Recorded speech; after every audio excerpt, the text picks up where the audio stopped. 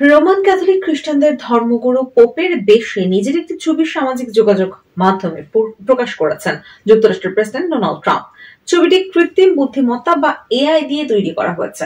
এর মাত্র কয়েকদিন আগেই রসিকতা করে ট্রাম্প বলেছিলেন তিনি পোপ হতে চান।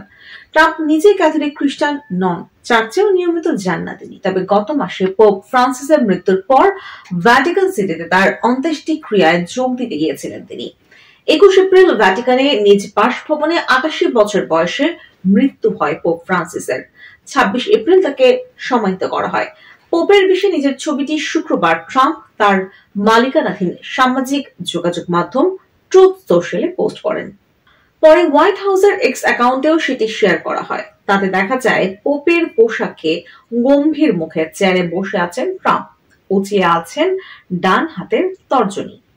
ট্রাম্পের এই ছবি নিয়ে চটেছেন অনেকে। রিপাবলিকান এগেইনস্ট ট্রাম্প নামের একটি গ্রুপ ছবিটি শেয়ার করে লিখেছে, এটি ক্যাথলিকদের প্রতি এক নির্লজ্জ অপমান এবং তাদের বিশ্বাস নিয়ে উপহাস করা হয়েছে। তবে এই নিয়ে সাংবাদিকদের প্রশ্নের কোনো জবাব দেননি ভ্যাটিকানের মুখপাত্র মাত্তেও ব্রুনি। শনিবার সকালে ফ্লোরিডা অঙ্গরাজ্যের ওয়েস্ট পাম বিচ এলাকায় নিজের গলফ ক্লাবে গাড়ি বহর নিয়ে পৌঁছান ট্রাম্প। এলাকাটিতে তার জন্য অপেক্ষা করছিলেন বেশ কয়েকজন সমর্থক। তাদের সঙ্গে ছিলেন ৩০ বছর বয়সী ডেবি ম্যাকচিয়া। ইহুদি এক ব্যক্তি বলেন, স্পষ্টতই তিনি মশকরা করেছেন।